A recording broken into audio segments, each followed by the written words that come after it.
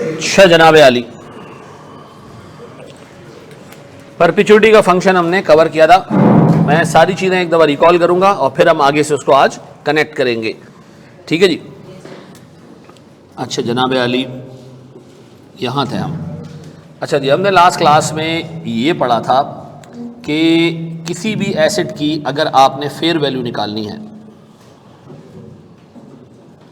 किसी भी एसेट की अगर आपने फेयर वैल्यू निकालनी है तो उसका एक आसान तरीका ये कि उससे जितने कैश फ्लोज हासिल होने ना,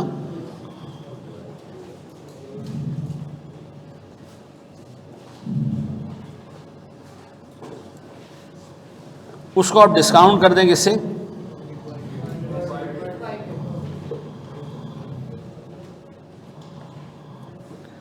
फिर हमने डिस्कस किया था कि हमारे पास जो डिस्काउंटिंग टेक्निक्स हैं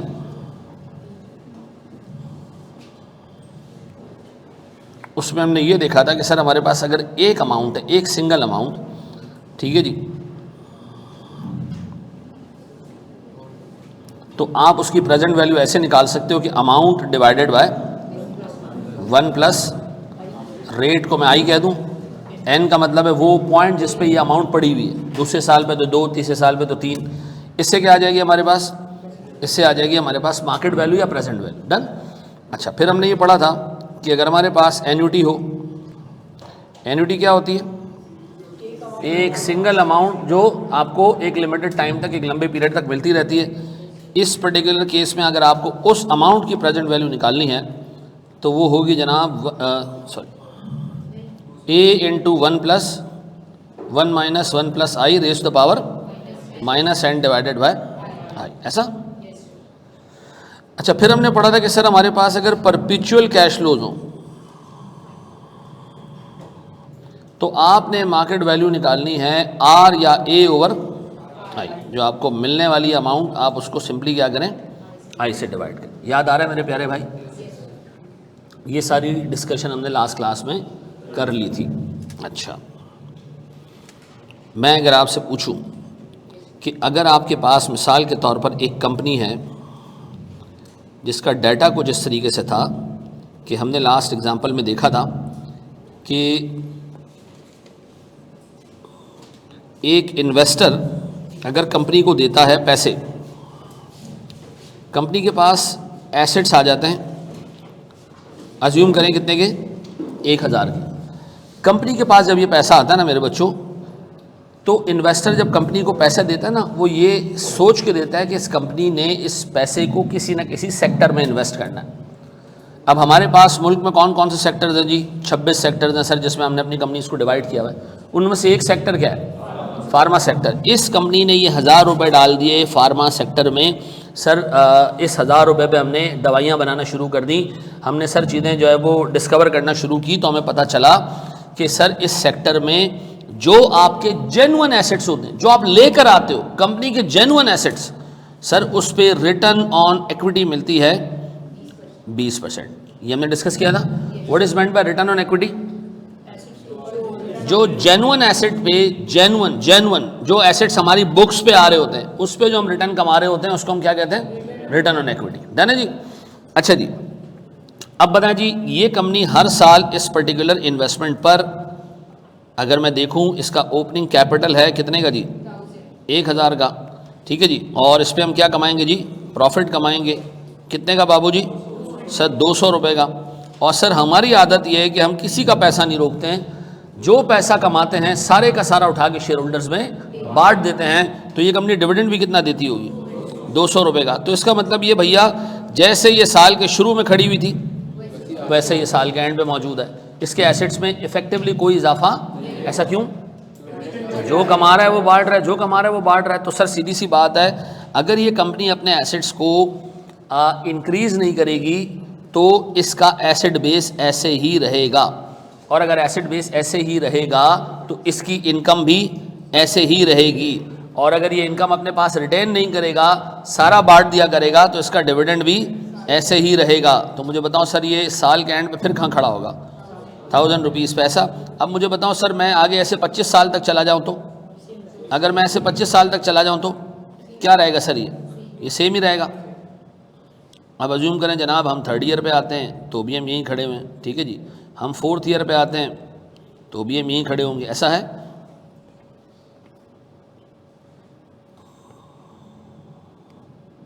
यह है मेरे बच्चों।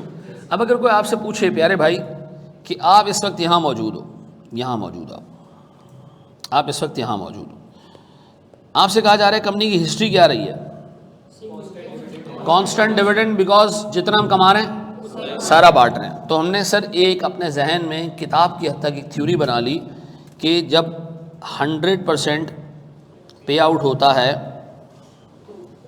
तो कंपनी का डिविडेंड कांस्टेंट रहता है, ऐसा।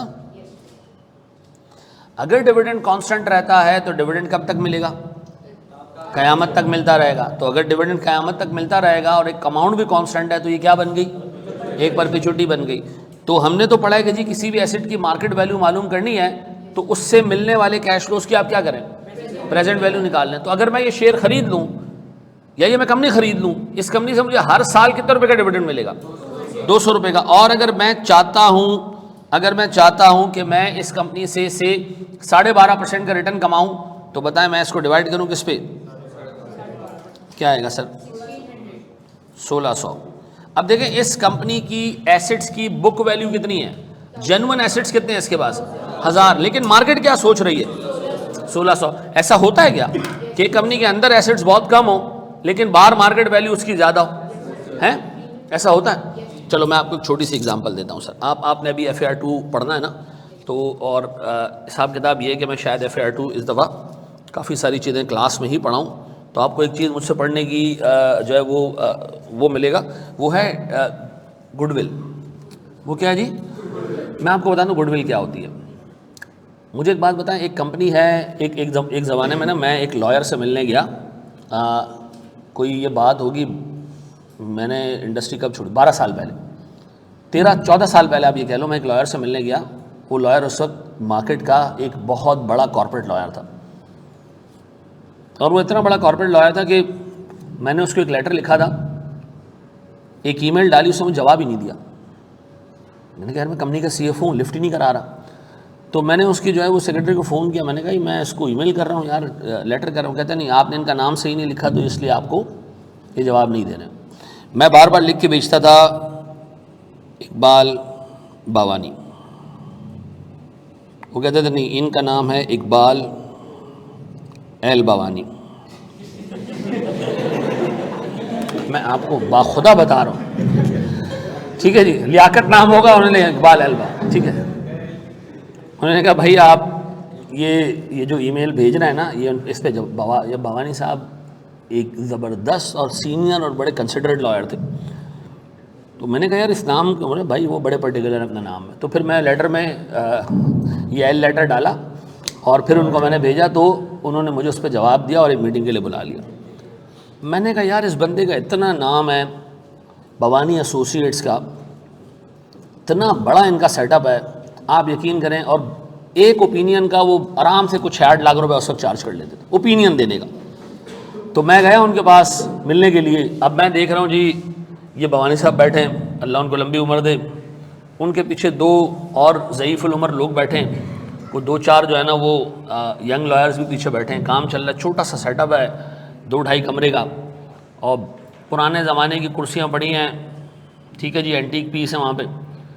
तो मैंने ऐसे ही उनसे पूछ लिया, मैंने कहा भवानी साहब आपके इस बिज़नेस को अगर आप आज बेच दें, ठीक है ना, तो उसने कहा बिज़नेस बेचने का मतलब, मैंने कहा आप उस बंदे के एम्प्लॉय बन जाएं जो आपका बिज़नेस खरीदेगा, तो इस बिज़नेस की क्या वैल्यू है। तो उन्होंने कहा इस बिज़नेस की वैल्यू आराम से कोई 800-900 मिलियन रुपए होगी। मैंने कहा इतना। उसने कहा हाँ, ये जो 800-900 मिलियन पे करेगा ना 5 साल में पैसे निकाल भी लेगा। तो मैंने कहा भवानी साहब आपको हटा दे दो। उसने कहा फिर इस जगह की वैल्यू होगी कोई 50 मिलियन। तो इसका मतलब ये कि बाज़ औक़ात एक कंपनी के अंदर मौजूद एसेट्स की कोई वैल्यू किस चीज़ की होती है, उसके लोगों की होती है, उसकी मार्केट स्टैंडिंग की होती है, ठीक है जी, उसके नाम की होती है, और नाम बनता है लोगों से, बहुत सारे बिजनेस का। तो अगर मिसाल के तौर पर एक बिज़नेस है जिसके अंदर एसेट्स पड़े हुए 1000 रुपए के, लेकिन बाहर लोग उसको कैसे देख रहे हैं, 1600 रुपए। भवानी साहब के सारे एसेट्स मिला दो तो यकीन करो 20 लाख के भी नहीं होंगे, लेकिन वो मांग कितने रहे, 900 मिलियन रुपए। तो इसका मतलब है भैया कंपनी के एसेट्स देखकर कभी भी कंपनी की मार्केट वैल्यू डिटरमिन नहीं की जाती है। लेकिन बहुत सारे जो प्रोडक्शन मैन्युफैक्चरिंग टाइप की कंपनीज होती हैं, इनमें एसेट बेस बड़ा होता है आमतौर। सर्विस इंडस्ट्रीज के अंदर एसेट बेस, सर्विस इंडस्ट्रीज के अंदर एसेट बेस छोटा होता है। ARTT में क्या एसेट्स हैं, ये सारी कुर्सियां 3 टपाट उठा के बेच दो, 20 लाख की नहीं निकलेंगी। आपको मैं वाकई बता रहा हूँ, सब चीज़ें ARTT की उखाड़ो ना, जमा करो ना, 20 लाख की भी नहीं होगी। ठीक है जी, 1300 रुपये का तो कैमरा चला जाएगा। ठीक है जी।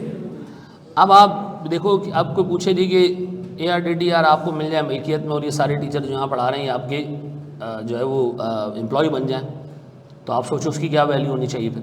ऐसा है या नहीं है, ऐसा है या नहीं है। अच्छा, एक लाहौर में एक बहुत बड़ा कॉलेज चलता था, उससे एक टीचर ने रिज़ाइन किया, चला गया। ऐसा कॉलेज है जहाँ इतना रश होता था कि पाँव रखने की जगह नहीं होती। द मोमेंट वो टीचर छोड़ कर गए, ओवर। मेरा इसमें समझाने का मकसद यह है कि एक बिजनेस के एसेट्स देख के कभी उसकी मार्केट वैल्यू असेस करने की कोशिश नहीं करना। ठीक है जी। मार्केट वैल्यू किस चीज़ को देख के असेस की जाती है? मैं बताता हूँ। गुडविल तो वैल्यू है ना इटसेल्फ। मैं ये जानना चाह रहा हूँ क्या देख के मार्केट वैल्यू डिटरमिन की जाती है। मैं आपको बताता हूँ, मैं बताता हूँ। रुको, मैं कह रहा हूँ, मैं बता रहा हूँ, रुक जाओ। वहां मौलवी ने निकाह नहीं पड़ा, कबूल है, मैं लेके जा रहा हूं उसको। रुक जा भाई, डॉक्यूमेंट बनने दे पहले। देखिए मुझे एक बात बताएं, आपने मार्केट वैल्यू कैसे निकाली? फ्यूचर का अर्निंग पोटेंशियल देखा आपने? किसकी प्रेजेंट वैल्यू निकाली? फ्यूचर के कैश फ्लोज की ना। तो इसका मतलब है आप ये समझते हैं कि फ्यूचर में ये ठीक ठाक कैश बना लेगा, भले इसके बाद एसेट थोड़े हो, भले इसके बाद एसेट कम हो, ये क्या करेगा? फ्यूचर में अच्छा खासा काम करेगा, कैश जनरेट करेगा। तो इसका मतलब है बिजनेस की वैल्यू कभी भी उसके एसेट देख के नहीं लगाई जाती। क्या देख के लगाई जाती है? फ्यूचर अर्निंग पोटेंशियल, कि वो कितना पैसा आपको जनरेट करके। तो मुझे बताओ, अगर इसके डिविडेंड ज्यादा होता तो मार्केट वैल्यू और ज्यादा होती। तो इसका मतलब ये भैया, आइंदा के बाद हमारे जहन में एक बात बैठ गई कि कंपनी के एसेट्स यानी बुक वैल्यू और मार्केट वैल्यू कभी भी बराबर। बुक वैल्यू तो हाजिर एसेट्स की है, हम मार्केट वैल्यू कैसे निकाल रहे हैं? फ्यूचर कैश फ्लोज को देख के। किसको? फ्यूचर कैश फ्लोज को देख के। अब बताएं जी, आप किसी इदारे में जाते हैं, आप कहते हैं जी मैं इस इदारे को खरीदना चाह रहा हूं, क्या देख के आप खरीदेंगे? कि यार अगर मैंने इसको खरीद लिया, उसके बाद ये गाय ये भैंस कितना दूध देगी, उसके बाद ये बिजनेस कितना कैश जनरेट करेगा। तो मार्केट वैल्यू किस चीज को देख के निकाली जाती है? फ्यूचर अर्निंग पोटेंशियल, यानी कि फ्यूचर कैश फ्लोज, यानी कि फ्यूचर डिविडेंड्स। ऐसा है। अब बताओ मेरे प्यारे बच्चों, ये बात समझ आ गई? अब मैं अगर इसके लिए एक छोटा सा फंक्शन लिखूं, क्या मैं लिख सकता हूं कि मार्केट वैल्यू यानी प्राइस, मार्केट वैल्यू यानी प्राइस के लिए मैंने छोटा सा ये नुक्ता नीचे लगाया, क्या ये अभी price right now, P not का मतलब अभी की प्राइस। अभी इस वक्त क्या प्राइस होनी चाहिए? ये होनी चाहिए किसके बराबर? डिविडेंड डिवाइडेड बाय के। ऐसा सही लिखा मैंने कि किसी भी शेयर की मार्केट वैल्यू मालूम करनी है और वो कंपनी कैसी हो जो कांस्टेंट डिविडेंड देती हो, तो आप उसके डिविडेंड को उठाएं और डिवाइड कर दें किससे? के से। तो आपको क्या मिल जाएगी मेरे बच्चों? उसकी मार्केट वैल्यू मिल जाएगी। ऐसा है, ये बात समझ आती है? अब मुझे एक बात बताओ, इसी फंक्शन को अगर मैं रीअरेंज करूं तो ऐसे लिख सकता हूं, K divided by dividend, K equals to dividend divided by P naught. ऐसा कम कर दिए बेटा, ऐसा है। अच्छा, अब मैं आपको दे रहा हूं सर कुछ सवालात। जी मेरा बच्चा, अभी देखो हमने मॉडल्स पढ़ने, डिविडेंड कंपनी कांस्टेंट दे तो कैसे मार्केट वैल्यू निकलेगी, डिविडेंड ग्रो हो रहा हो तो कैसे मार्केट वैल्यू निकलेगी, डिविडेंड मल्टीपल तरीकों से ग्रो हो रहा हो तो कैसे मार्केट वैल्यू निकलेगी। ये हमारे मॉडल्स हैं। पहला मॉडल कौन सा पढ़ रहे हैं? Constant dividend. ऐसा सेट है जी।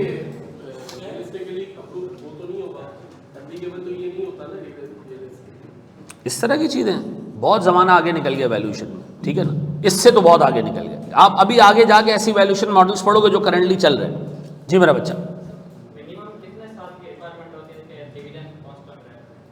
डिविडेंड एक कंपनी का पास्ट हो ही ना मे भी, लेकिन उसका इरादा हो कि वो फ्यूचर में क्या करेगी, कांस्टेंट डिविडेंड देगी, तो फिर भी मार्केट वैल्यू ऐसे निकलेगी। देखो हमने बात किसकी कर रहे हैं, पास्ट डिविडेंड्स की या फ्यूचर डिविडेंड्स की। तो अगर कोई कंपनी पास्ट में डिविडेंड ऊपर नीचे करती भी आ रही है लेकिन वो कमिटेड है कि वो आगे क्या करेगी, तो हम उसकी वैल्यू इसी तरह निकालेंगे। ऐसा देखो अभी तुम लोग ना सवालात अगले 2 क्लासेस तक ना ऐसे रहेंगे जब तक हम जाके वो CAPM मॉडल तक नहीं पहुँचते। यार मुझे एक बात बताओ, क्या वाकई कंपनी की वैल्यू ऐसे निकलनी चाहिए?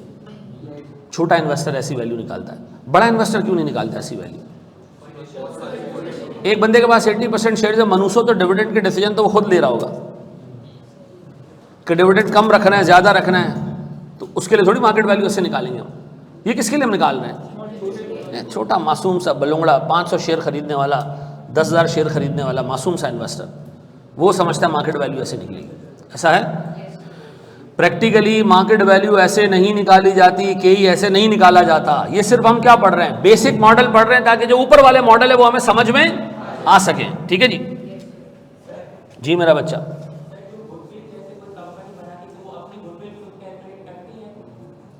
जब बेचने जाएगी तो करेगी कैलकुलेट, ठीक है ना?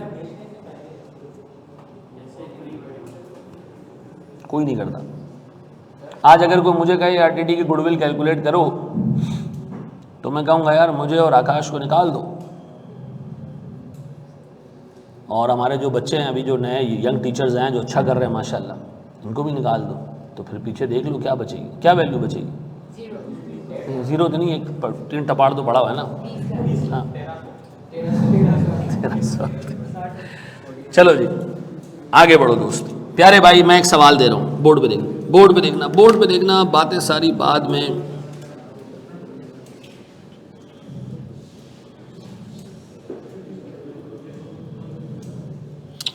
अच्छा एक सवाल है,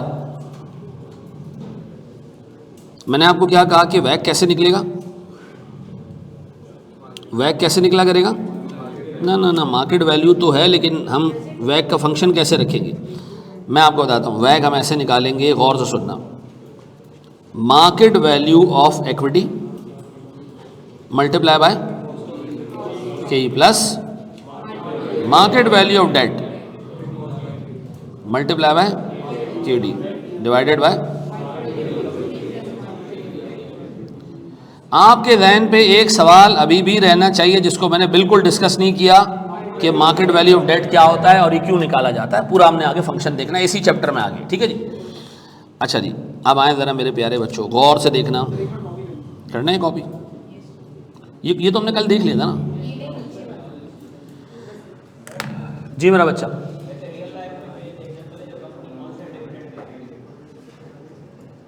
बहुत कम, ये वैल्यूएशन मॉडल सिर्फ समझाने के लिए, असल में कहानियां कुछ और है।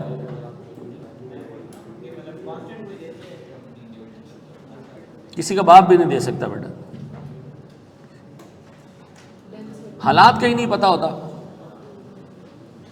आज हालात है, कल एक जैसे थोड़ी होंगे, हर जगह पे 20% का ROE थोड़ी मिलता है, ठीक है जी? कभी कंपनी ज़्यादा कमाती है, कभी कम कमाती है, तो हमने सिर्फ पढ़ने के लिए ले रहे हैं।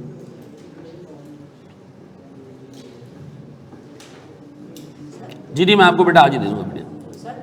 ऐसी भी कंपनी होती है डिविडेंड नहीं देती? बिल्कुल, ऐसी बहुत सारी कंपनी है जो बहुत कम डिविडेंड देती है, यूनिलीवर से एक कंपनी, ठीक है जी? थोड़ा सा आगे जाने दो बेटा, थोड़ा सा आगे जाने दो मेरा प्यारा बच्चा। अभी हम आपको बता रहे हैं ये पानी है, इसमें ऐसे पत्थर डालेंगे डूब जाएगा, ठीक है जी? अब आप मुझे बार बार कह रहे हैं पत्थर क्यों डूब रहा है, नीचे कोई बंदा बैठा हुआ है जो खींच रहा है उसको अपनी तरफ, ऊपर से हवा आ रही है। मैं कह रहा हूँ रुक जाओ, समझा रहा हूँ, तसल्ली। आप यकीन करें, ये तो आपको तो पढ़ाना थोड़ा सा इस तरह का कि लाइव है ना, CA फाइनल को पढ़ाना बहुत आसान होता है, उसमें पूरा वैक रिकॉर्डेड होता है, बच्चा 2 लेक्चर देता है, आ जाता है व्हाट्सएप पे, ये समझ नहीं आ रहा, ये कहाँ से आ रहा, रुक जा बेटा अगले लेक्चर में जवाब है इसका, फिर वो अगले लेक्चर में जाता है, उसको जवाब मिल जाता है, तसल्ली। आगे बढ़ते हम, 2 क्लासों बाद हम सारी चीज़ें सब ऐसे हमारे सामने खुल चुका होगा, रुक जाओ, बढ़े हम आगे दोस्त। जी मेरा बच्चा, नहीं इस दफ़ा की थ्योरी ऐसी है कि कुछ क्लास में हमें कुछ क्लास में पढ़ाना पड़ेगा, उसमें कुछ थ्योरी ऐसी है जो बिल्कुल नहीं है, बढ़े हम आगे दोस्त? 5 मिनट्स का PDF अपडेट, आगे बढ़ जाए हम।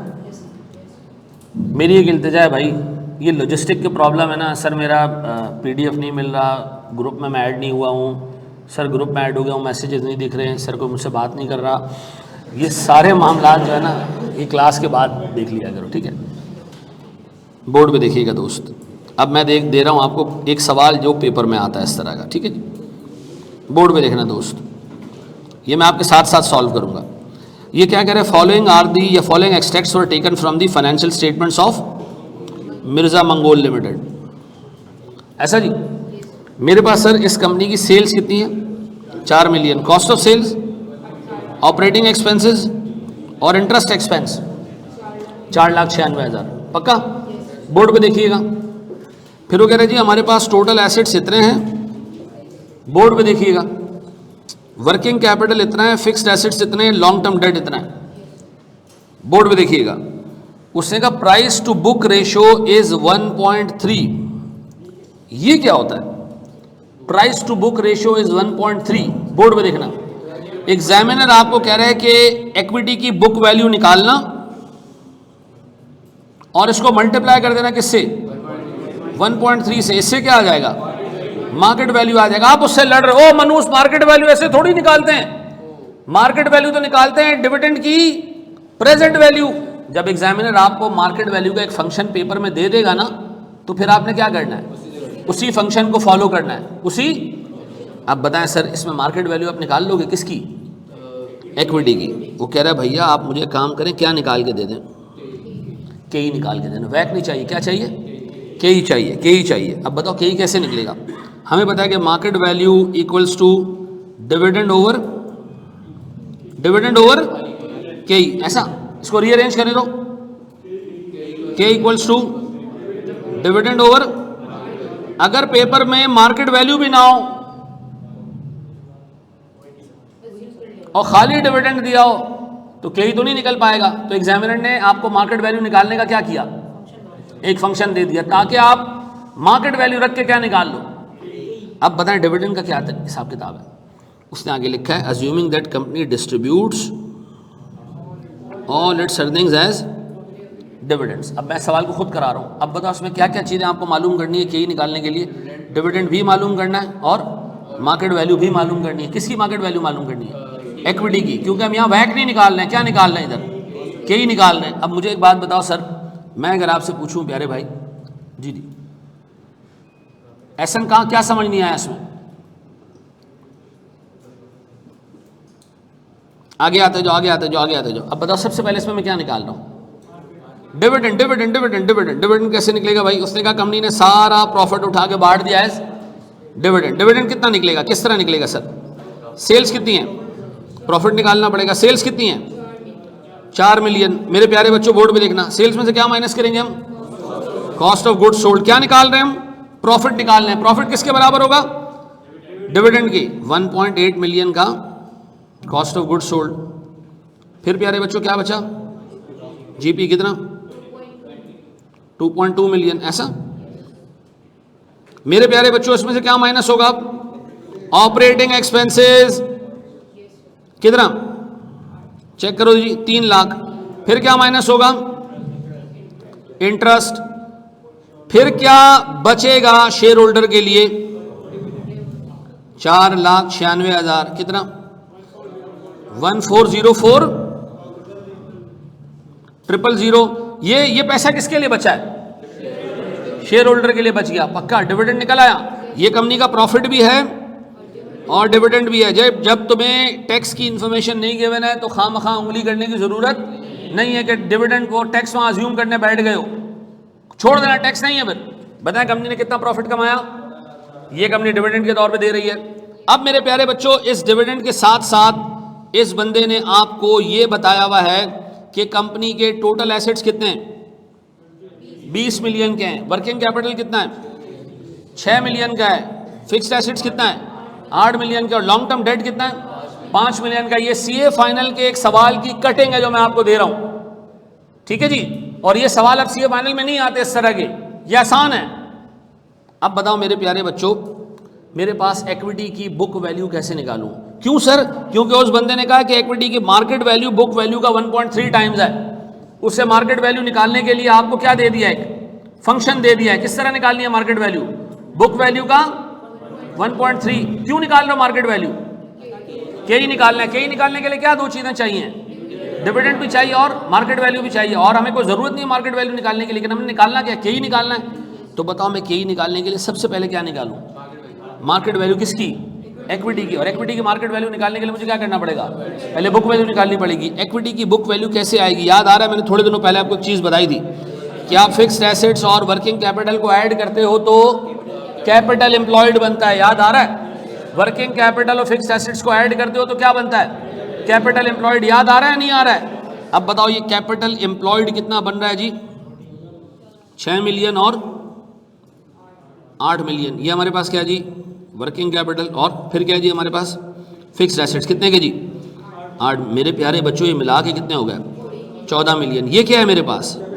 Capital employed. कैपिटल एम्प्लॉयड क्या होता है? इक्विटी और लॉन्ग टर्म डेट मिलाकर। इक्विटी और लॉन्ग टर्म डेट मिलाकर। इक्विटी और लॉन्ग टर्म डेट मिलाकर। सर ये मुझे याद नहीं आ रहा, जरा मुझे याद दिला दें।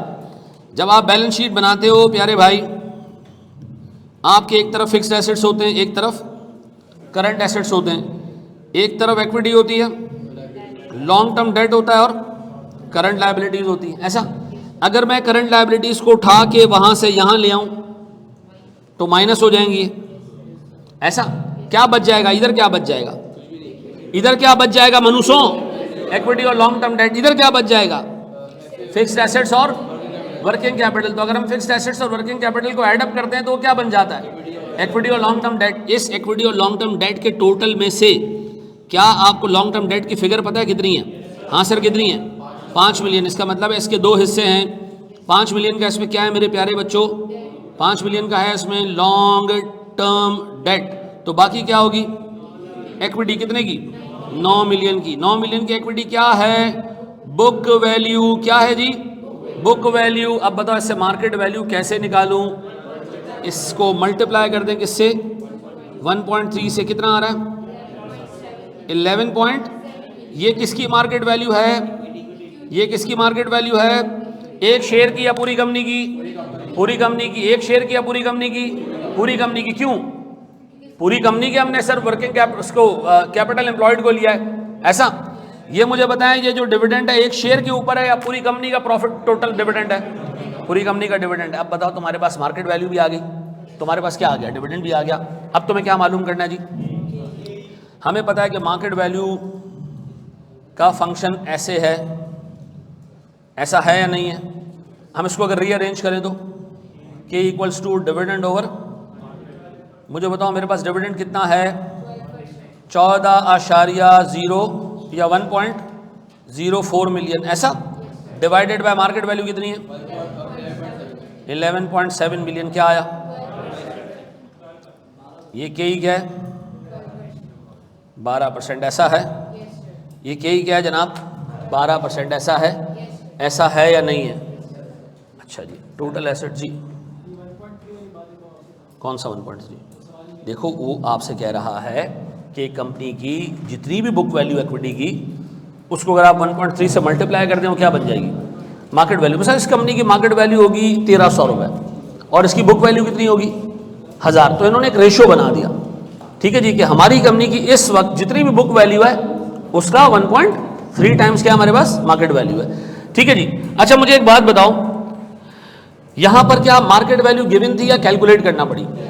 कैलकुलेट करना पड़ी। ऐसा, और हम इसको और किसी फंक्शन से कैलकुलेट कर भी नहीं सकते थे। क्यों? क्योंकि देखो इस फंक्शन में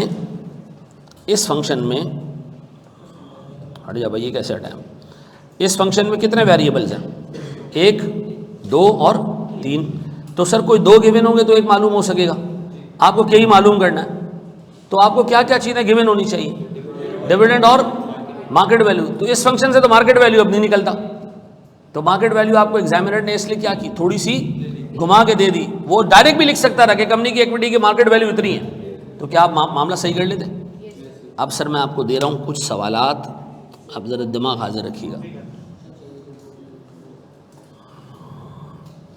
तुम लोग ना अपने घर जाके चीज़ें देखते नहीं हो। मैंने तुम लोगों से उस दिन कसम और पता नहीं क्या कुछ लिया था, लेकिन मैं तुम्हें ऑनेस्टली एक बात बताऊं, आप में से बहुत सारा बच्चा ऐसा है जो एक गलती करता है, अगले अटैम्प में दोबारा वो गलती रिपीट करता है, उसके अगले अटैम्प में दोबारा वो गलती रिपीट करता है, और वो इंतज़ार कर रहा है एक ऐसे अटैम्प्ट की जिसमें अल्लाह की तरफ से एक फरिश्ता ज़मीन पे आएगा और उसकी जगह पर्चे दे के आ जाएगा।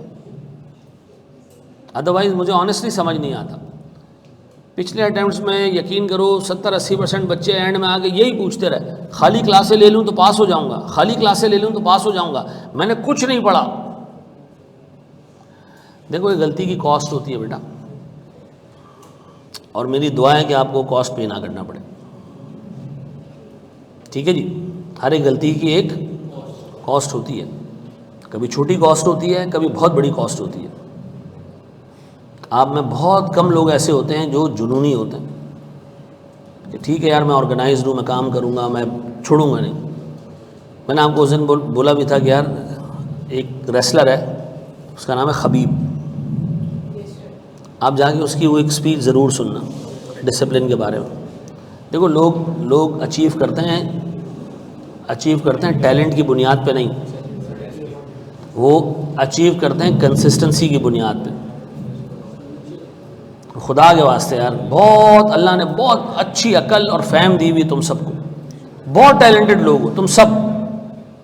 पाकिस्तान में जो माशाल्लाह अवाम मैं पढ़ाता हूँ ना यार, यकीन करो, हमारी एक मेड है, उसकी बच्ची है छोटी, मैं उस बच्ची को देखता हूँ वो जिस तरीके से कॉपियाँ और कलर्स और लेके बैठी होती है, ठीक है, हमारे घर में ही वो साथी होती है उसके, तो हमने उसको स्कूल में डलवा दिया। अभी हमने कहा इसको इस तरह नहीं छोड़ो यार, इसको स्कूल में डालो, क्योंकि ये टैलेंट हमारा जो है वो ऐसे ड्रेन आउट हो जाएगा। अल्लाह ने तुम लोगों को एटलीस्ट यहाँ तक ले आया कि तुम सीए करने आ गए हो यार, इसकी कदर करो इस चीज़ की। ये मौका जो तुम्हें मिला है ना अल्लाह की तरफ से, इसको अवेल करो भरपूर तरीके से यार, बहुत अच्छा करियर तुम्हारे लिए आगे वेट कर रहा है। ऑनेस्ट टू गॉड मैं तुम्हें बता रहा हूँ, बहुत अच्छा करियर आगे वेट कर रहा है। हारे हुए लोग, शिकस्ता लोग, नालायक लोग, उनके कमेंट्स क्या होते हैं, सीए का फ्यूचर ख़त्म है, बर्बाद है, एआई आ चुका है, एआई ये कर देगा, वो कर देगा, फलाना कर देगा, रिडंडेंट हो जाएंगे। तो जब बाद में रिडंडेंट होना है तो आज ही मेहनत करके क्या उखाड़े, बैठ जाते हैं। ये हारे हुए लोगों के, शिकस्ता लोगों के जो है ना कमेंट्स होते हैं। मैंने अपने बच्चों को भी बेटा इसी प्रोफेशन में डाला हुआ है, मैं बहुत दूर तक चीज़ें देखता हूँ। तसल्ली से बैठ के अपनी तैयारी करो, जो लेक्चर क्लास में दिया जाता है। अब ये मुझे बताओ, हमने नहीं डिस्कस किया है कि वर्किंग कैपिटल में फिक्स्ड एसेट ऐड करो तो क्या बन जाता है? किया नहीं किया है? किया है ना। उसके बाद भी यार आधे लोग कह रहे हैं कि सर ये वाला कॉन्सेप्ट तो आपने नहीं दिया। ऐसा नहीं करो यार। देखो मैं ऑनेस्टली बता रहा हूँ, ये सब्जेक्ट अगर ढंग से पढ़ लोगे ना, तुम्हारा ऑनेस्ट टू गॉड तुम्हारा एक विजन इतना बढ़ जाएगा, तुम्हें चीज़ें आगे चार्टर्ड अकाउंटेंसी में अच्छी लगने लगेंगी। तुम इसके बाद ऑडिट पढ़ोगे, तुम अभी साथ साथ FAR 2 पढ़ोगे, या इसके साथ साथ तुम ऑडिट भी पढ़ रहे हो, आगे बहुत सारी चीज़ें ऐसी आएंगी जहाँ फाइनेंशियल मैनेजमेंट सीधा सीधा इन्वॉल्व हो रहा हो, वहाँ दिमाग बंद हो जाएगा फिर आपका। तो साथ साथ चलाएं यार चीज़ों को। अच्छा, यहाँ टोटल एसेट्स जो दिया हुआ है उसको इग्नोर करना है, बिल्कुल वो किसी काम का नहीं है। सर ऐसे नहीं करना था कि टोटल एसेट्स में लायबिलिटी हटा देते तो इक्विटी बच जाती। नहीं सर, लायबिलिटी की फिगर थी नहीं टोटल लायबिलिटीज़ की, इधर सिर्फ कौन सी लायबिलिटीज़ दी हुई थी? लॉन्ग टर्म दी हुई थी। ऐसा आगे बढ़े। अब मैं आपको दे रहा हूँ सर कुछ सवालात और, बढ़ जाए। करें आराम से कॉपी करें मेरे बच्चों, ऊपर से कॉपी करना है। जी मेरा बच्चा बोलो।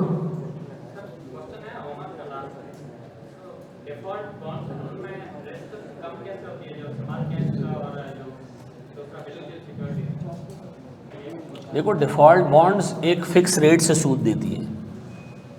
कंपनी डिफ़ॉल्ट भी कर जाए तो वो क्या करती है, दोबारा खड़ा होने की कोशिश करती है, फिक्स रेट से वो सूद दे रही होती है, तभी तो लोग उसको खरीदते हैं। लेकिन डर क्या होता है, पहले डुबोया है तो अब भी डुबो देगी। लेकिन इक्विटी के अंदर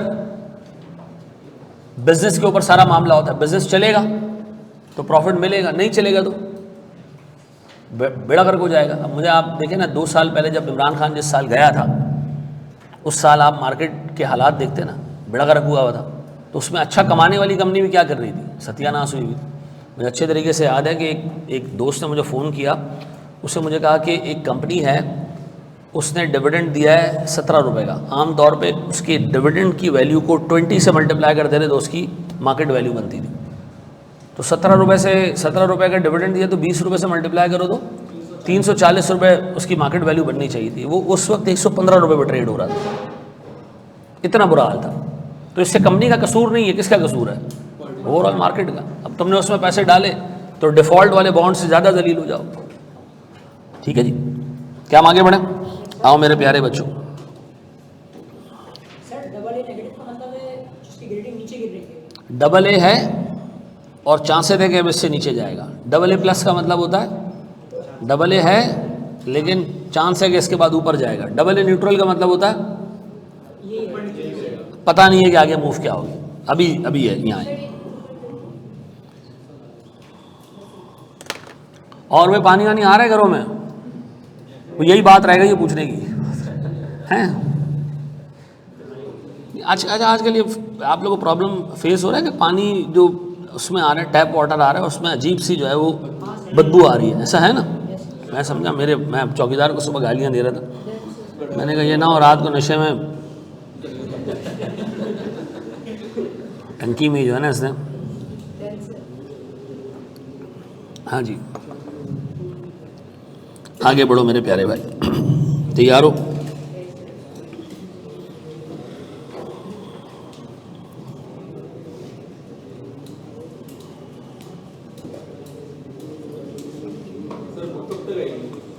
बुक का बेटा थ्योरी पार्ट मैंने अपडेट कर दिया है, प्रैक्टिकल वाले पार्ट में जो चेंजेस हैं वो डल जाएंगे इस वीक में, तो अगले में बहुत फ़र्क है, बहुत फ़र्क है, अपलोड नहीं हो सकती वो। ठीक है बेटा, नहीं बेटा मैं किताब वाले को ही आपके घर भेज दूंगा, जितनी छपवानी है। आगे बढ़ो यार अल्लाह के वास्ते, कोई मसला नहीं सर, भिजवा दीजिएगा फिर हम उसको वापस भेज देंगे।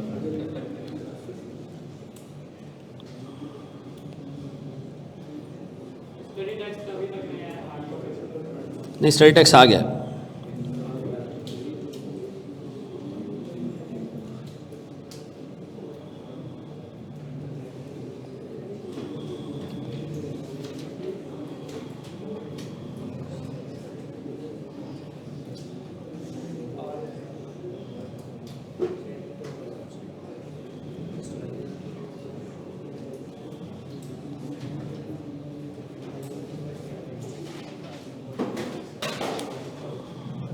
ये टेबल आपने मुझे पूरा करके देना है। ये कंपैरेटिवली जो अभी हमने सवाल किया ना उसके मुकाबले में बहुत आसान है। शाबाश, शुरू हो जाओ। नहीं अभी आई कैप का स्टडी टैक्स नहीं करना, अभी नहीं करना, पहले उस लेवल पे हम पहुंच जाएं इसी में।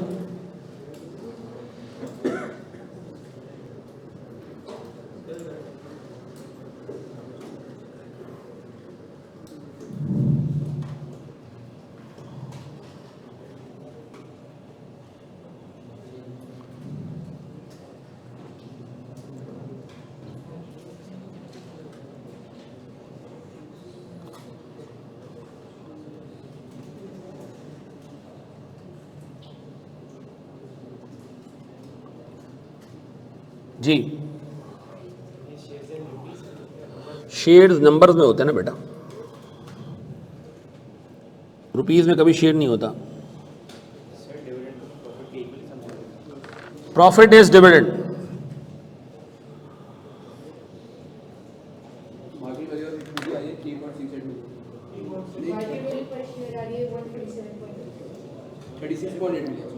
Company A B C D भी करते जाओ ना, सब कर लो फिर करते हैं एक साथ,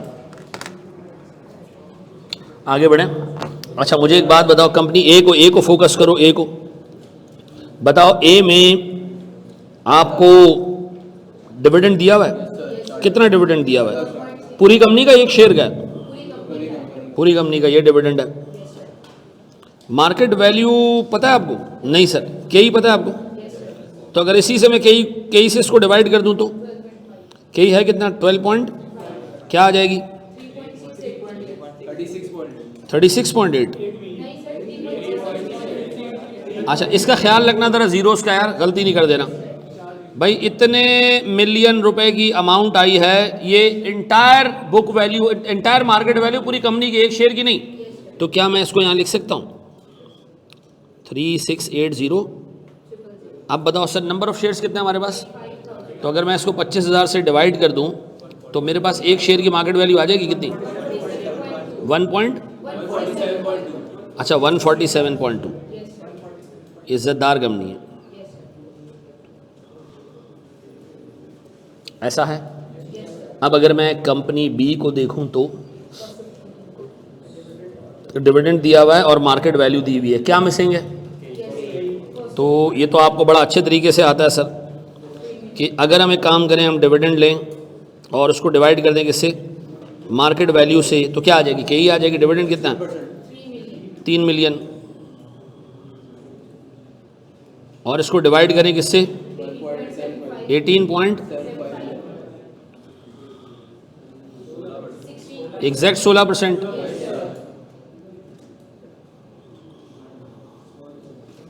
यही चा बाबू, यही चा। फिर बी के बाद सी में क्या है बाबूजी?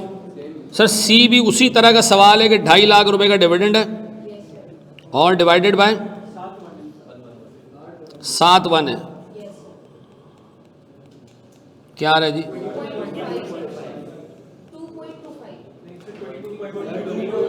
2.5।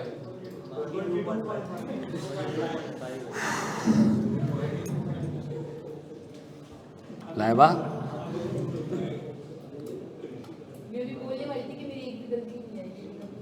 कोई मसला नहीं बेटा, तुम मेरी बेटी हो, तुम 10 गलतियां करो, कोई टेंशन नहीं। और किससे और क्या कह रहा है? बोलो बोलो बेटा बोलो।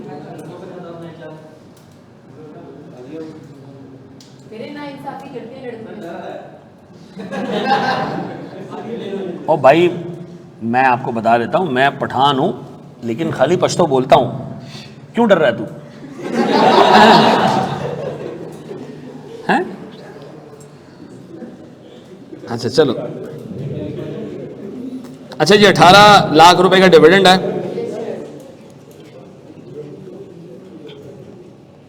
के ही कितना हमारे पास इसमें?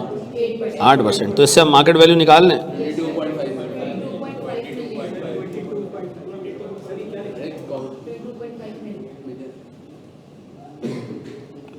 ये आ गई जी हमारे पास मार्केट वैल्यू 22.5 मिलियन। शेयर्स कितने हैं? 60,000 से अगर हम इसको डिवाइड कर दें तो आ जाएगा 375 रुपये। ऐसा है मेरे बच्चों, ये कॉपी कर लें सर, शाबाश। डन हो गया? किसी को मसला है इसके अंदर? अब तक हमने सिर्फ एक चीज़ सीखी है, डिविडेंड को के से डिवाइड करो तो मार्केट वैल्यू निकल आती है, क्योंकि डिविडेंड एक परपेचुटी है और परपेचुटी की प्रेजेंट वैल्यू निकाली जाती है सिंपल उसको के से डिवाइड करके। ऐसा क्या हम आगे बढ़े?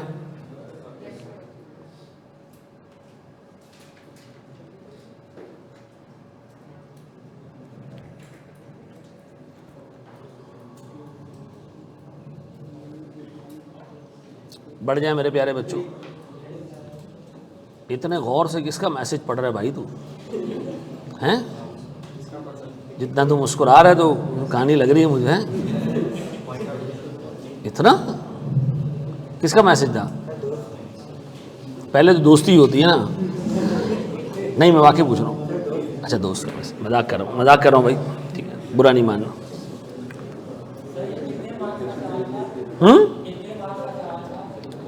कितने मार्क्स? ये तो ऐसी बेटा मस्ती, हल्का फुल्का सवाल तो अभी आएंगे, लेकिन मैं इतना बता दूं, एक एक चीज की अगर डिटेल पता होगी ना, वैक के सवाल में 15 नंबर का सवाल है, 14.5 भी नहीं आते, पूरे 15 आते हैं अगर आपको चीजें पता हो।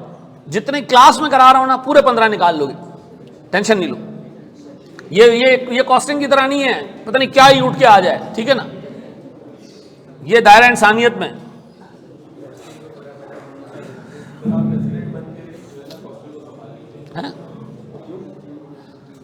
मुझे एक बंदा कहता है आप अगर आई कैप के काउंसिल में आ गए और तो आप कौन सी कमेटी पिक करेंगे, एजुकेशन। मैंने कहा बिल्कुल भी नहीं, और बहुत सारी अच्छी कमेटीज हैं, एजुकेशन के लिए काम करेंगे पहले, और मुल्क के लिए भी बहुत काम करना है, इदारे के लिए। सीएमए का नाम लेकर आपने मेरा दिल ख़राब कर दिया। चलो जी आगे बढ़ो यार, बच्चे का दिल ख़राब हो गया। यहाँ देख लो, सारी चीज़ें छोड़ दो, पूरा फोकस करो बोर्ड पर, सारी चीज़ें छोड़ दो, वापस आ जाओ, वापस आ जाओ, वापस आ जाओ। अब मैं आपके सामने एक ही तस्वीर में दो चीज़ों को अलग अलग करूँगा ताकि आपके जहन में एक चीज़ तरीके से बैठ जाए। ये एक बंदा है जिसको हमने नाम दिया हुआ है शेयर होल्डर, ठीक है जी। इसने पैसा इन्वेस्ट किया हुआ है कहाँ पर, कंपनी, ठीक है जी। इस बंदे ने टोटल इन्वेस्ट किया हुआ 100 रुपये। बोर्ड पे देखना मेरे प्यारे भाई, ये 100 रुपये कंपनी ने आगे इन्वेस्ट कर दिया किसमें, इंडस्ट्री के अंदर, ठीक है जी, इंडस्ट्री या सेक्टर के अंदर। और सर ये सेक्टर हमें ROE देता है कितने का, से 20%, ऐसा है। अब बताओ कंपनी हर साल कितने का प्रॉफिट कमाती है, 20% का, ऐसा है। तो 20 रुपये का डिविडेंड होता होगा। ये 20 रुपये का डिविडेंड किसको देती है वो, अच्छा ये शेयर होल्डर क्या ज़िंदगी भर एक ही बंदा रहेगा या चेंज होते रहेंगे। अच्छा ये शेयर होल्डर मांग रहे से 16% का रिटर्न, कितने परसेंट का। तो मुझे बताओ सर मेरे पास 20 रुपीज़ का डिविडेंड डिवाइडेड बाय 16% क्या आ जाएगा,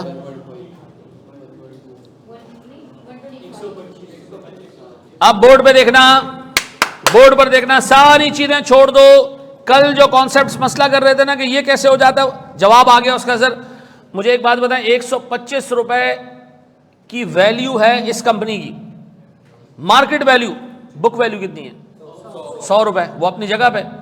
इसने क्या किया, इस लाल वाले शेयर होल्डर ने इस कालू को शेयर बेच दिए कितने में, अब बताओ ये कालू शेयर रख के बैठा हुआ कितने में, 125 रुपये में, ऐसा है। मुझे बताओ जब इसने इस कालू को शेयर बेचे तो कंपनी के पास कितने पैसे गए, 1 रुपया भी नहीं गया, 1 रुपया भी नहीं गया, 1 रुपया भी नहीं गया, ऐसा। तो बताओ कंपनी जो प्रॉफिट कमाती है ये 100 रुपये भी कमाती रहेगी, हाँ, अनलेस के कंपनी अपने प्रॉफिट में से कुछ रोकना शुरू कर दे। कंपनी अदरवाइज इसी 100 रुपये पे हर साल प्रॉफिट कमाती रहेगी, ऐसा। तो क्या मैं कह सकता हूं कि कंपनी का प्रॉफिट होगा, कंपनी का प्रॉफिट होगा कितना जी, 100, यानी कि बुक वैल्यू, यानी कि बुक वैल्यू ऑफ इक्विटी या एसेट्स, ऐसा, मल्टीप्लाई बाय ROE, ऐसा ये कंपनी कमाएगी। कंपनी इसी प्रॉफिट को क्या करेगी, डिविडेंड के तौर पे दे देगी। तो हम प्रॉफिट को क्या बराबर कर सकते हैं किसके, डिविडेंड के, ऐसा। ये डिविडेंड किसको मिलेगा, इसका मतलब है कंपनी एक मशीन है जो हर साल कितने रुपए का डिविडेंड बाहर फेंके जा रही है, 20 रुपए का, 20 रुपए का, 20 रुपए का, हर साल डिविडेंड फेंके जा रही है।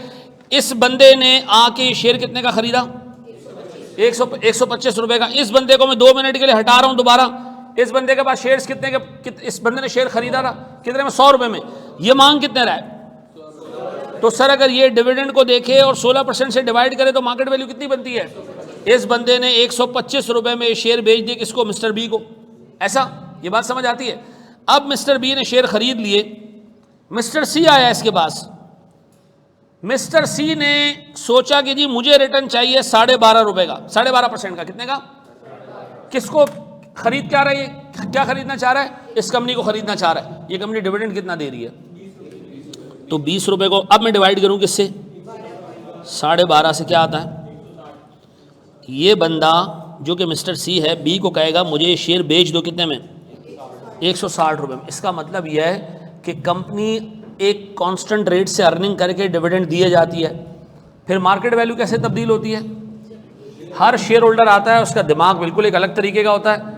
एक बंदा आके सोचता है मुझे इस कंपनी से कमाने 16%, तो इसको 16% से डिवाइड करता है और क्या निकाल लेता है, मार्केट वैल्यू निकाल लेता है। उसके बाद एक और आता है, वो क्या कहता है, मुझे 12.5% से कमाना है, तो वो आके एक और मार्केट वैल्यू निकालता है। किसको फोर्स करता है, बी को फोर्स करता है कि मुझे ये शेयर बेचने कितने में, 160 रुपए में। कंपनी अपनी जगह पे वही मौजूद है, वो क्या कर रही है, हर साल सर डिविडेंड दिए जा रही। कितने का, 20 रुपए का, 20 रुपए का, 20 रुपए का। अब देखो सी ने शेयर खरीद लिए कितने में, कंपनी के पास अब भी कितने पड़े हुए, 100 रुपए। एक बंदा आया मिस्टर डी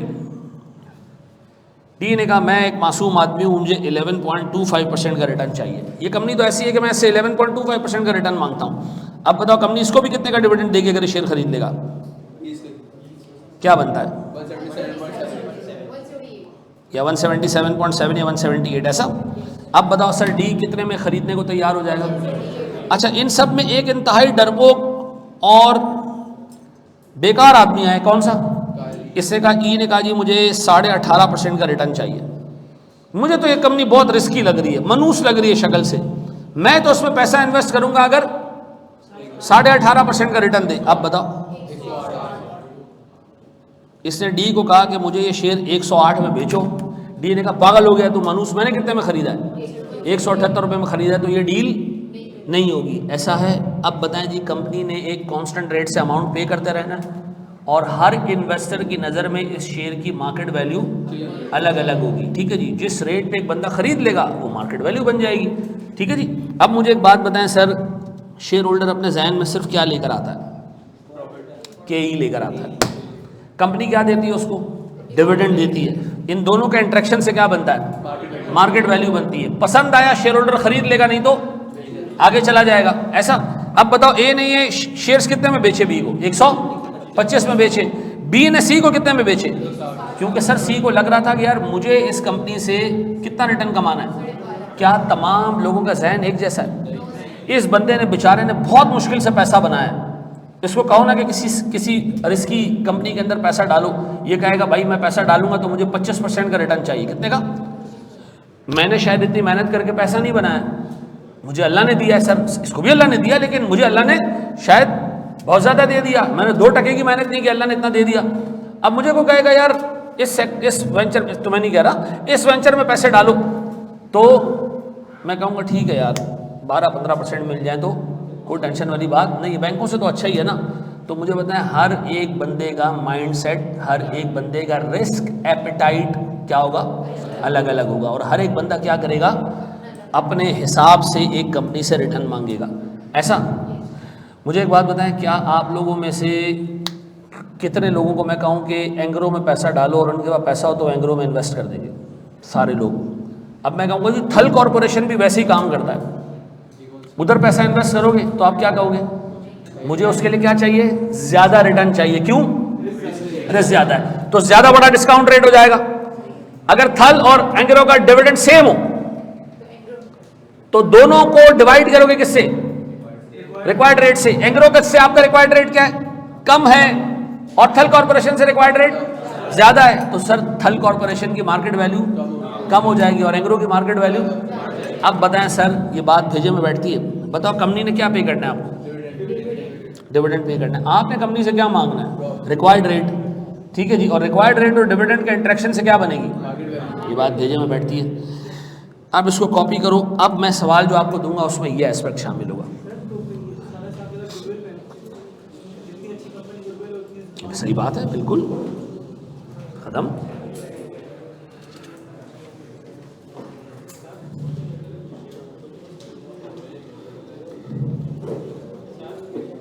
जी मेरे प्यारे बच्चों, बगैर डिस्कशन किए इसको कॉपी करो, कॉपी।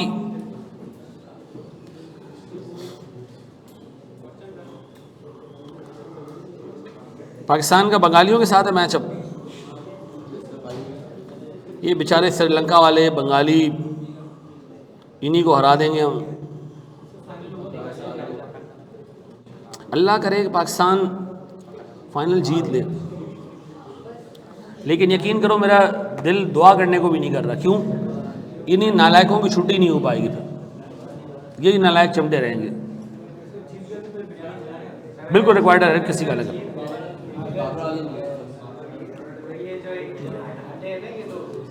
यार बाबर हमारे दिल में रहता है यार, आप यकीन करें मैं मैच नहीं देखता, मैं सिर्फ उसकी बैटिंग देखने के लिए क्रिकेट देखता हूँ। बाबर आउट हो जाना बंद कर देता हूँ कसम से। बस मैंने वेस्ट इंडीज़ के मैचेस देखे थे, जहाँ वो आउट हुआ मैंने टीवी बंद कर दिया। मैंने कहा गरक करो यार जी। तू क्रिकेट नहीं देख रहा है मेरे ख्याल में। हाँ जी, हर शेयर होल्डर डिफरेंट रेट पे डिविडेंड नहीं लेती है कंपनी, तो डिविडेंड एक ही रेट से दिए जा रही है। शेयर होल्डर रिक्वायर्ड रेट अपने जहन में लेकर आता है। मुझे बताओ, आज तुमने ओजीडीसी के शेयर की वैल्यू सुनी 147, कल सुनोगे 160, ये बढ़ कैसे गई? कैसे बढ़ी? कंपनी ने तो डिविडेंड उतना ही देना है, फिर वैल्यू कैसे बढ़ गई? एक बंदा आया, उसको लगा कि मुझे इस शेयर को इस परसेंटेज इस रेट से जो है वो मुझे मेरा रिक्वायर्ड रिटर्न है, तो उसने क्या किया? वैल्यू बढ़ा दी। ठीक है जी, तो इस तरह मामला चलता है। कंपनी को फर्क भी नहीं पड़ता इस चीज़ से कि क्या मामला चल रहे हैं बाहर। जनरली ऊपर नीचे फिक्स ही रहता है। फिक्स का मतलब 100% ऐसे फिक्स नहीं होता जैसे, हाँ सेम ही रहता है। जी मेरा बच्चा,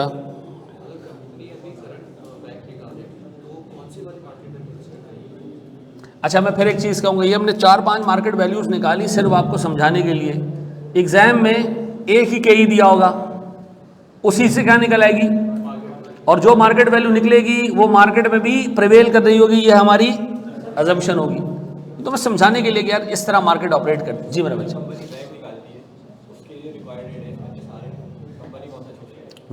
मैं अभी दोबारा बता रहा हूँ, पेपर में कितने के ही दिए होंगे? एक ही दिया होगा। हम अज्यूम करेंगे ओवरऑल मार्केट में शेयर होल्डर्स ये रेट मांग रहे हैं, ठीक है जी। अत्ता के प्रैक्टिकली ऐसा नहीं होता, प्रैक्टिकली नहीं होता। ये जो चीज़ें आप पढ़ रहे हो ये प्रैक्टिकल से थोड़ा सा दूर है, लेकिन अभी जैसे आगे जाते जाओगे हम इसको एंड में आगे प्रैक्टिकल के करीब कर देंगे। ठीक है जी, आगे बढ़ जाए मेरे प्यारे बच्चों।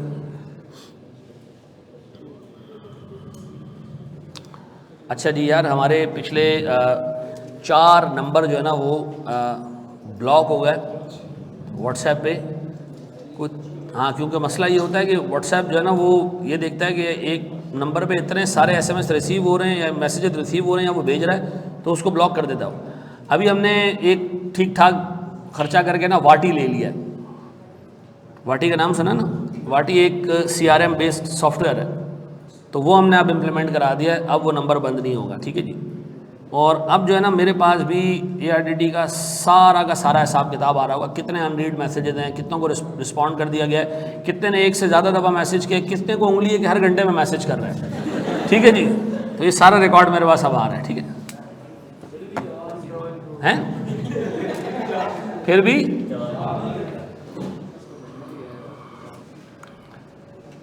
एक ICAP के इलेक्शन में मैंने एक बंदे को कॉल किया, बुज़ुर्ग आदमी था, उन्होंने कॉल किया। अब मैंने उसको कहा सर आप मेंबर हैं ICAP के, एक वोट आपने मुझे भी देना है, आपको मेरा नंबर कहाँ से मिला? मैंने कहा जी ICAP से आपका नंबर मिला है, मेंबर हैं ICAP के। तो उन्होंने जितने इलेक्शन के कंटेस्टेंट हैं सबको नंबर से, सब एक दूसरे को कॉल कर रहे हैं। नहीं मैं तो, मेरा तो डाटा की सेक्टिटी ख़राब हो गई। मैंने कहा क्या क्या आपने कहा? डाटा की सेक्टिटी। मैंने कहा अच्छा। मैंने कहा जी अगर आपको बुरा लगा मैं माजरत करता हूँ। नहीं ऐसे तो नहीं छोड़ूंगा बेटा आपको, ये तो मैं अभी लेके जाऊंगा कोर्ट में। अब मैंने कहा यार चाचा एक फ़ोन ही किया है, ठीक है, तुम तो यार मतलब को लड़कियों से भी 4 हाथ आ गए हो यार, को तंग किया हो तो मैं मिस कॉलें मारी हो, मैसेजेस किए हो, तो समझ आता है। अब मैं चाचा को कह रहा हूँ, मैंने कहा चाचा, मतलब मैंने कहा सर आप मतलब ये सारी बातें ना करें, आपसे बस रिक्वेस्ट है कि वोट दे दें। अब वो चाचा जान ही नहीं छोड़ रहे हैं, एंड में आके मेरी अटकी। मैंने कहा यार जहाँ तुमने जाना ना जाओ, जहाँ केस करना है करो, ठीक है। फिर कहता बेटा नहीं मेरी बात सुनो, बेटा मुझे कोई अपना घर वाला भी कॉल नहीं करता, तो तुम्हारी कॉल आई तो मैं सोचा लंबी बात हो जाए थोड़ी सी, तो मैंने उस चाचा से दोस्ती कर ली। अब मसला ये है कि तुम्हारे जैसे बंदे को ज़िंदगी में एक मैसेज नहीं करता, और तुमने किसी को मैसेज कर दिया, अब तुम चाह रहे हो कि वो तुम्हें रिप्लाई करे। रुक जा, तसल्ली, रुक जा, ठीक है जी। उस चाचा से आज भी मेरी बात होती है माशाल्लाह। नहीं पहले मुझे लगा कि चाचा शायद लड़कों में इंटरेस्ट रखते हो, लेकिन ऐसा नहीं था, वो बेचारे अकेले हैं, ठीक है, अकेले हैं, माँ बाप बच्चे। क्योंकि मैं आपके घर आया था कह रहे पता कैसे चला? भाई उस चाचा से पूछा तो पता चला ना। आगे बढ़ो दोस्त, नहीं पूछा कर सवाल, काम का सवाल पूछ। अच्छा मेरे प्यारे बच्चों सुन लो, मुझे एक बात बताएं, अगर एक कंपनी की एसेट्स की बुक वैल्यू हो, क्या हो? बुक वैल्यू ऑफ इक्विटी या assets 40,000, book price to book ratio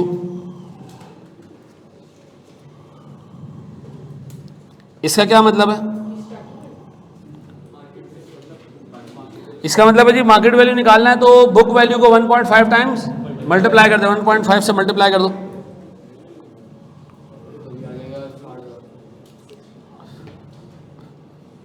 dividend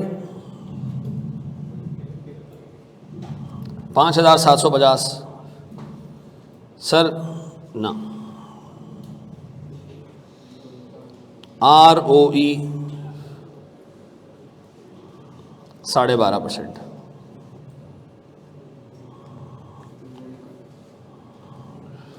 ठीक निकाल के दें, शाबाश जी। बुक वैल्यू, अच्छा सबसे पहले तो आपने डिविडेंड निकालना है, वो कैसे निकलेगा? डिविडेंड बराबर है बुक वैल्यू कितना है? 40,000 क्या आ रहा है? और सर मेरे पास मार्केट वैल्यू कितनी है? 40,000 इंटू,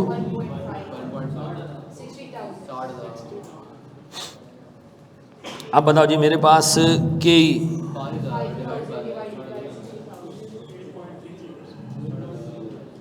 ऐसा है जी 8 पॉइंट, यही चाहिए। दो एक सवाल और, कितने लोगों ने खुद से कर लिया था? तो ये तो आसान है था ना, उसमें तो कोई मसला नहीं था। अल्लाह खैर करेगा, अच्छा कर लोगे।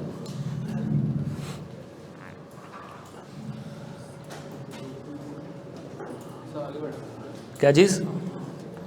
अच्छा जी मेरे प्यारे बच्चों,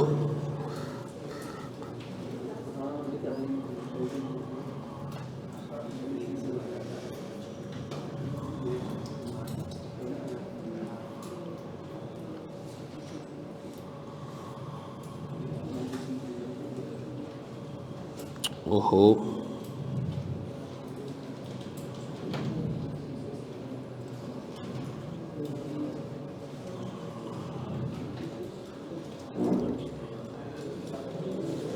शाबाश मेरे बच्चों, ये रहा कहानी आपके सामने।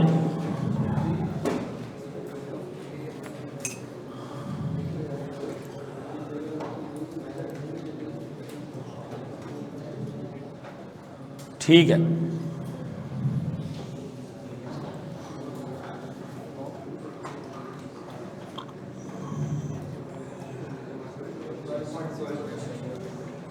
कितना जी? 12.6%। कैसे?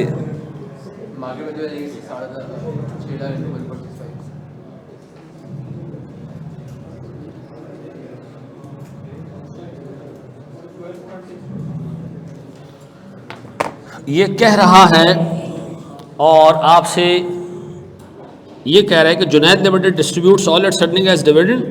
The book value of equity is 6 lakh, price to book is 1.65, annual dividend is 1,24,740। ये लगातार डिविडेंड जो है वो हमें मिल रहा है।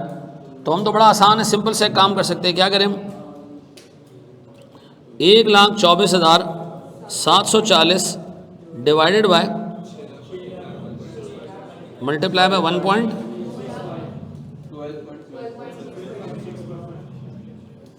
ऐसे ही है मेरे प्यारे बच्चों, हमने अपना पहला मॉडल कंप्लीट कर लिया। कौन सा मॉडल? Constant dividend model. कौन सा?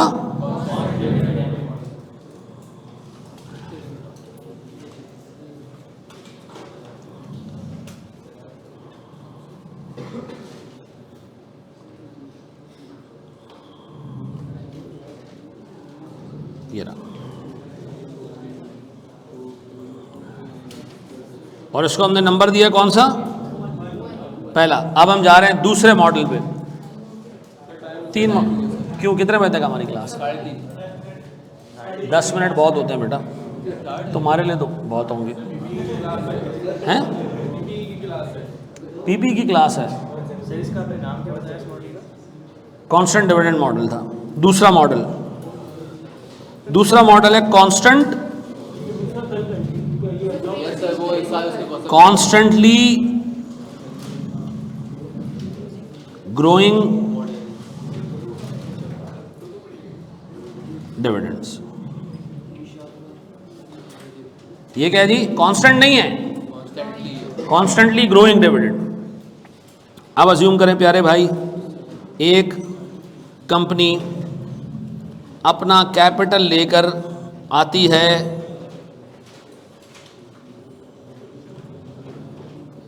1,000 रुपए का। कितने का? बोर्ड पे देखो, एक पर्टिकुलर सेक्टर में पैसे इन्वेस्ट कर देती है, वहां से ROE 20% आता है, तो प्रॉफिट कितना बनता है? 200 रुपए। अब इस कंपनी ने कहा मैं पूरा डिविडेंड नहीं बांटूंगी, मैं थोड़ा सा डिविडेंड विदहोल्ड करूंगी। क्यों? मैं ग्रो करना चाहता हूं यार। सारा शेयर होल्डर्स को कहा, मैंने कहा भाई इससे थोड़ा सा कम ले लो पैसे, 200 बनते हैं लेकिन थोड़ा कम डिविडेंड ले लो ताकि आगे मुस्तकबिल अच्छा हो जाए। शेयर होल्डर ने कहा ठीक है, कितना डिविडेंड मिलेगा? हमने कहा 60% ऑफ दिस प्रॉफिट। कितना? 120। क्या रह गया? अब अगले साल जब तुम जाओगे, नेक्स्ट ईयर में प्रवेश करोगे, तो आपके पास आपके एसेट्स कंपैरेटिवली ज़्यादा होंगे और अब आपका प्रॉफिट भी ज़्यादा होगा। तो बताओ अब 20% किसका कमाओगे? 1080 का करो, कितना आता है? 216। कैलकुलेशन ज़रा देख के करियो भाई। सर इसका 60% 100, अच्छा 130। 3 बोल रहे हो यार, चालियाँ निकालो मुंह से। क्या आ रही है? 1166। ये तो माशाल्लाह कंपनी ग्रो कर रही है, माशाल्लाह माशाल्लाह, अल्लाह नजरबत से बचाए। हाँ जी सर 20%, तो मैं 233 ही कर दूं। ये 140, ये कितना आ रहा है? माशाल्लाह डिविडेंड जो है वो बढ़ता जा रहा है, कंपनी भी माशाल्लाह बढ़ती जा रही है, अल्हम्दुलिल्लाह, अल्लाह का लाख लाख शुक्र है। सर फिर प्रॉफिट 252 कर लेते हैं, 151 होगा ये। क्या बचा? 13।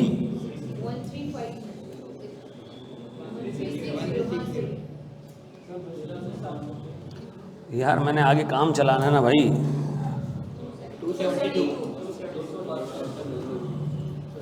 100,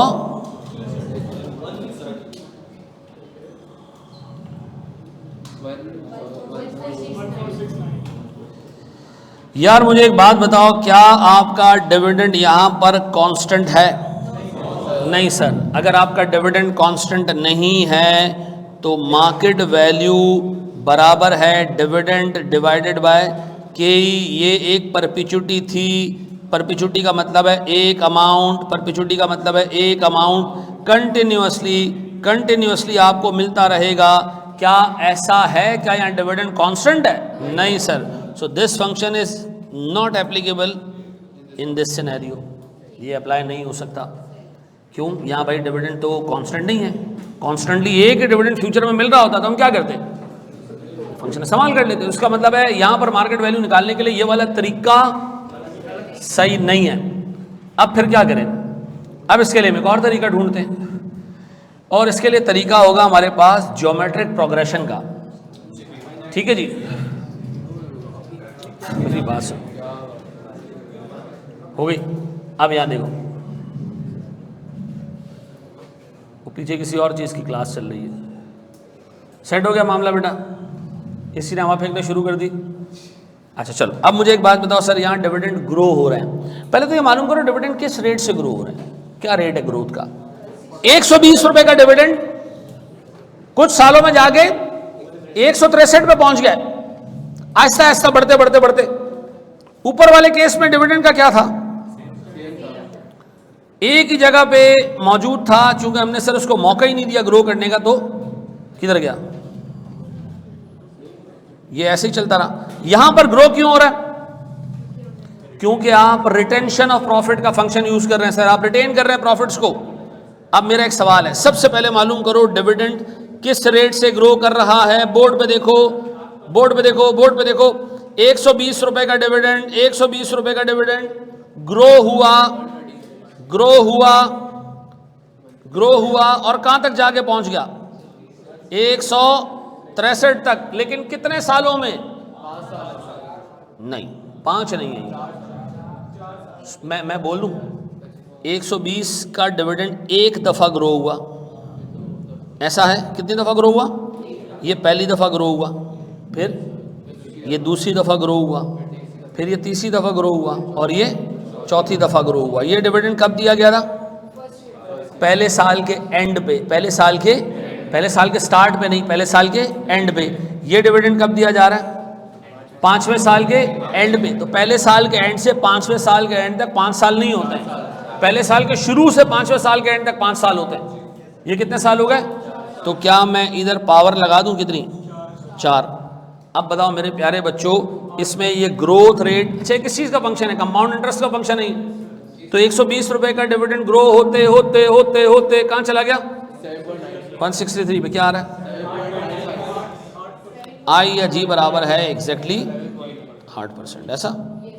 तो हमारे डिविडेंड ग्रो कर रहे हैं किससे, 8% से ग्रो कर रहे हैं, ऐसा है। हमारे डिविडेंड 8% से ग्रो कर रहे हैं, ऐसा।